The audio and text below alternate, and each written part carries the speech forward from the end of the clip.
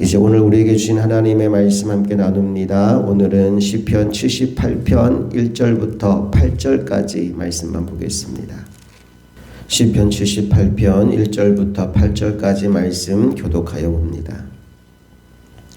내 백성이여 내 율법을 들으며 내 입의 말에 귀를 기울일지어다.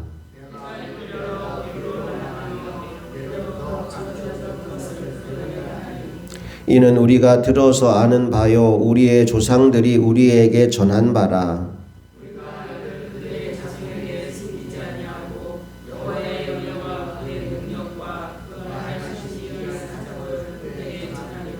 여호와께서 증거를 야곱에게 세우시며 법도를 이스라엘에게 정하시고 우리 조상들에게 명령하사 그들의 자손에게 알리라 하셨으니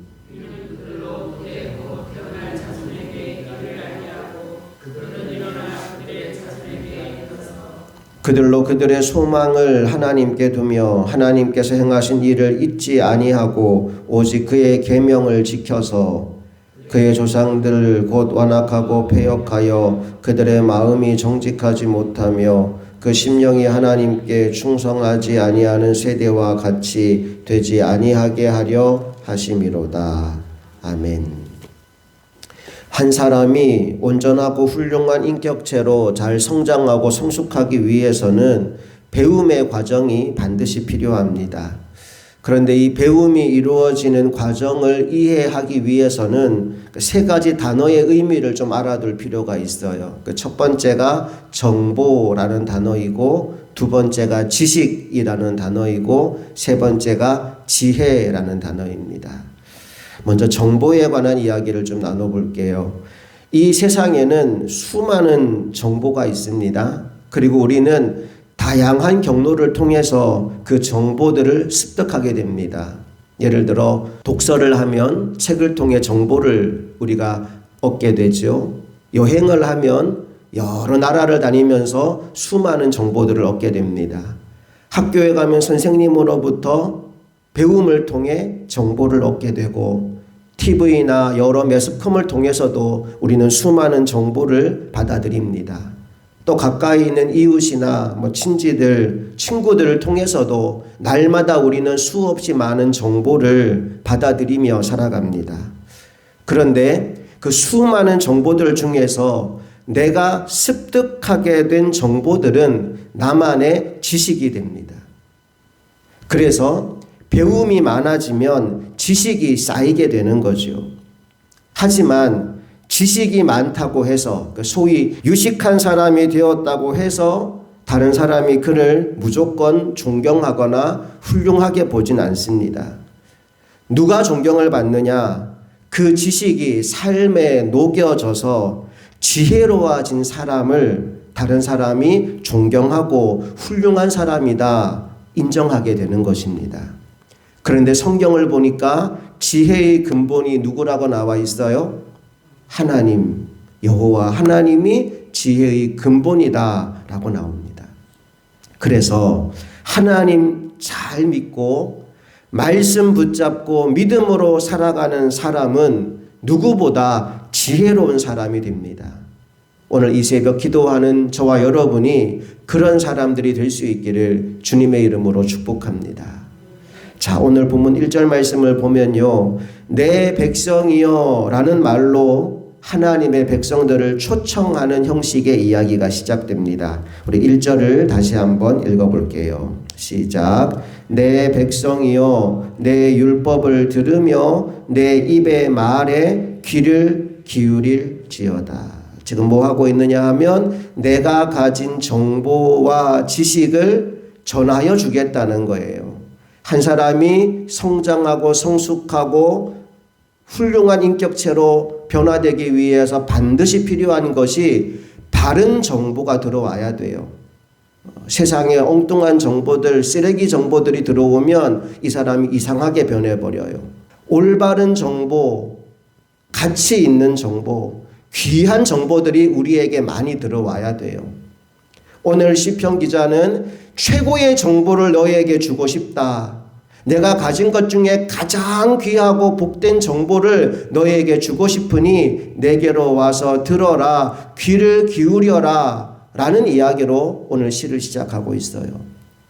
오늘 하루 종일 살아가면서 여러분의 귀에, 여러분의 마음에 가장 좋은 정보들이 들어오게 되기를 소망합니다.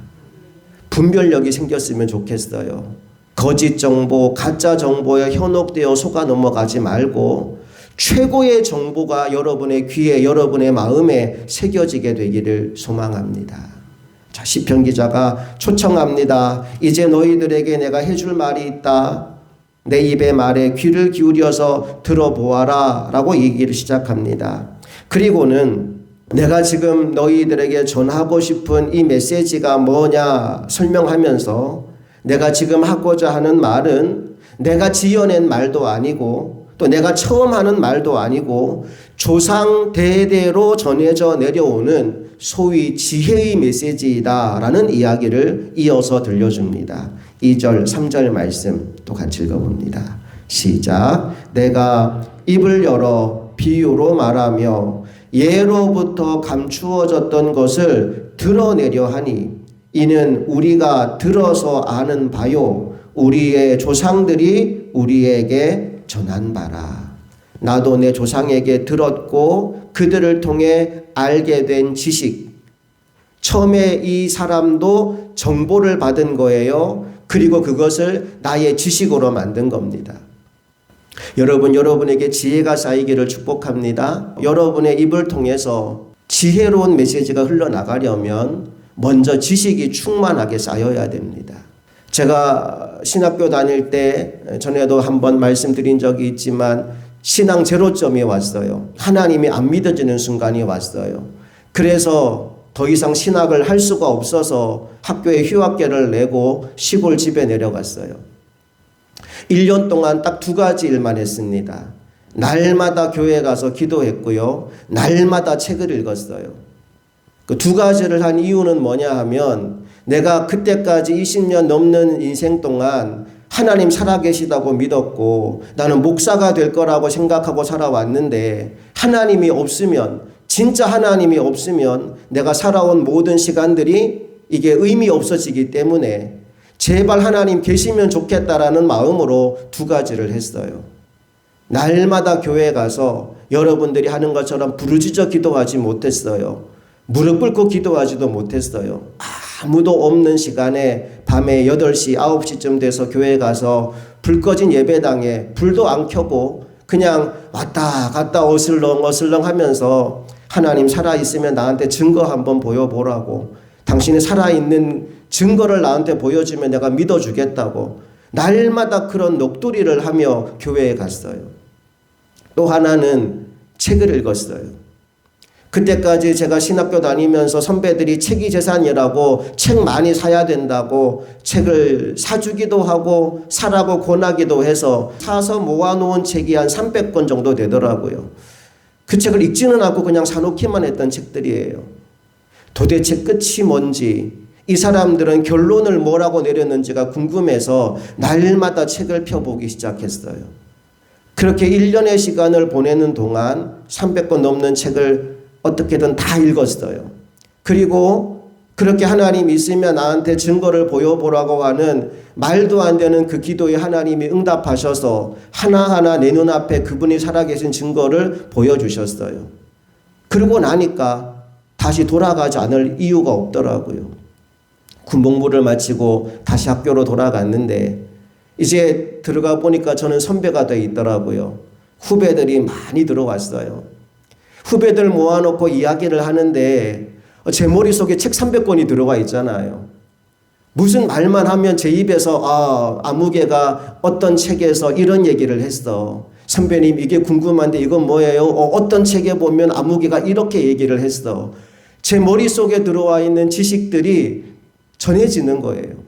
그러니까 후배들이 보기에 이 황진문 선배는 모르는 게 없는 사람이다라고 생각할 정도로 수많은 정보들이 제 머릿속에서 300권의 책들이 이렇게 저렇게 조합이 되어서 그들에게 전하여지게 되고 제 마음속에 이전에 가지고 있었던 정말 좁은 시야로 보아서 몰랐던 것들이 환하게 열려지는 경험을 하게 되었습니다.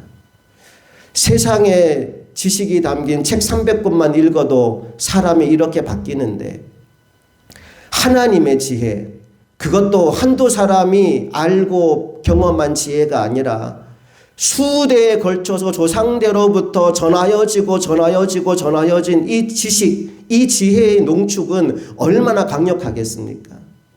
오늘 시인은 그걸 먼저 경험한 거예요. 나의 조상 때로부터 전해져서 나에게 전달해진 그 정보가 나의 지식이 되고 그 지식이 나의 삶에 녹아져서 지혜가 되고 나니까 이걸 나도 내 후대에게 전하지 않고는 견딜 수 없는 마음이 생긴 겁니다. 그래서 내게로 와서 들어라 라고 이야기하고 내 안에 지혜로 녹여진 그 메시지들을 선포하기 시작하는 겁니다. 자, 그러면 오늘 시인이 전해주고 싶은 그 메시지, 그 지혜의 핵심이 뭘까요? 4절에 그 핵심 메시지가 나옵니다. 4절 다 같이 시작. 우리가 이를 그들의 자손에게 숨기지 아니하고 여호와의 영예와 그의 능력과 그가 행하신 기이한 사적을 후대에 전하리로다. 내용이 뭐라고 나와 있습니까? 여호와의 영예와 여호와의 능력과 여호와가 행하신 기이한 사적. 결국 하나님에 관한 이야기입니다. 하나님이 지혜의 근본이시기 때문에 하나님에 관한 이야기가 이 시인이 전하고 싶은 메시지의 전부였던 거예요. 그런데 이 메시지가 한 세대에서 끝나지 않고 계속해서 세대와 세대를 이어가며 전달되기를 소망하는 마음으로 지금 이 이야기를 하고 있는 거죠. 자, 5절, 6절 이어서 읽어봅니다. 시작. 여호와께서 증거를 야곱에게 세우시며 법도를 이스라엘에게 정하시고 우리 조상들에게 명령하사 그들의 자손에게 알리라 하셨으니 이는 그들로 후대 곧 태어날 자손에게 이를 알게 하고 그들은 일어나 그들의 자손에게 일러서 대를 이어서 오늘은 내가 이 지식과 정보를 접하고 내가 이 지혜를 삶으로 터득했다면 나에게서 끝나지 않고 내 아들, 딸에게 그리고 그 아들, 딸의 또 아들, 딸에게 계속 이 신앙이 전달되기를 소망하는 마음이 오늘 시인 속에 가득히 담겨 있는 겁니다. 여러분, 저는 새벽에 기도하는 제목 중에 이런 제목의 기도를 합니다. 하나님, 우리 교회 성도들 모든 가정들이 신앙의 명문 가문이 되게 하여 주옵소서. 한 가문은 한 가정의 한 세대로 이루어지는 것이 아니라 우리가 어떤 가문인데 어떤 뼈대인데 라고 얘기할 때는 대를 이어가서 만들어지는 걸 가문이라고 부릅니다. 그런데 그냥 명문 가문이 아니라 신앙의 명문 가문들이 되기를 원합니다. 그렇게 되려면 오늘 내가 먼저 진짜 제대로 된 신앙의 사람이 되어야 합니다. 그리고 내 안에 들어와 있는 하나님의 은혜와 하나님의 역사와 살아계신 하나님의 이야기가 나의 자녀들에게, 나의 손주들에게 계속 대를 이어서 전해져야 됩니다. 그때 우리 모든 성도님들의 가정이 신앙의 명문 가문으로 세워질 수 있습니다. 우리 흥업교회에 속한 모든 가정들이 신앙의 명문 가문이 될 수 있기를 주님 이름으로 축복합니다. 자, 이제 결론입니다. 왜 이 말씀이 대를 이어서 전해져야 될까? 그 이유를 오늘 7절, 8절이 이렇게 언급하고 있어요. 다 같이 시작. 그들로 그들의 소망을 하나님께 두며 하나님께서 행하신 일을 잊지 아니하고 오직 그의 계명을 지켜서 그들의 조상들 곧 완악하고 패역하며 그들의 마음이 정직하지 못하며 그 심령이 하나님께 충성하지 아니하는 세대와 같이 되지 아니하게 하려 하심이로다. 첫째, 하나님께 소망을 두며 둘째, 하나님께서 행하신 일을 잊어버리지 않고 셋째, 하나님의 계명을 지키며 살아가도록. 오늘 여러분의 소망을 하나님께 두시기를 축복합니다. 물질에 또는 힘 있는 사람에게 소망을 두는 것이 아니라 나의 소망은 오직 하나님께 있습니다. 소망을 하나님께 두고, 우리 인생 가운데 하나님이 베풀어 주신 은혜가 얼마나 많고 얼마나 큽니까? 지금까지 살아오면서 우리는 하나님의 은혜와 도우심으로 살아왔습니다.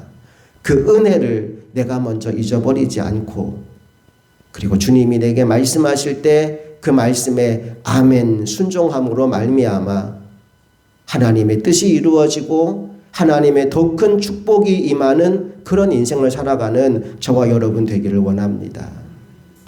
오늘 이 시편 기자가 이렇게 강력하게 이 말씀을 대를 이어 전해야겠다라는 마음을 먹은 이유는 8절에 나온 것처럼 실패의 역사가 있기 때문입니다. 말씀이 전하여지지 않으니까, 말씀의 대가 끊어지니까 완고하고 폐역하고 정직하지 못하고 충성되지 못한 세대가 만들어지게 되더라는 겁니다. 공부 많이 해서 좋은 대학 가고 좋은 직장 가지고 뭐 그렇게 살아가는 거 세상에서는 추구하고 원하는 거지만, 오늘 우리가 정말 원하고 소망해야 하는 것은 신앙의 대가 끊어지면 안 된다는 거예요. 성공하면 뭐하고 출세하면 뭐합니까? 신앙의 대가 끊어져 버리면 8절처럼 완고하고 폐역하고 정직하지 못하고 하나님께 충성되지 아니한 세대가 일어날 수밖에 없는 겁니다.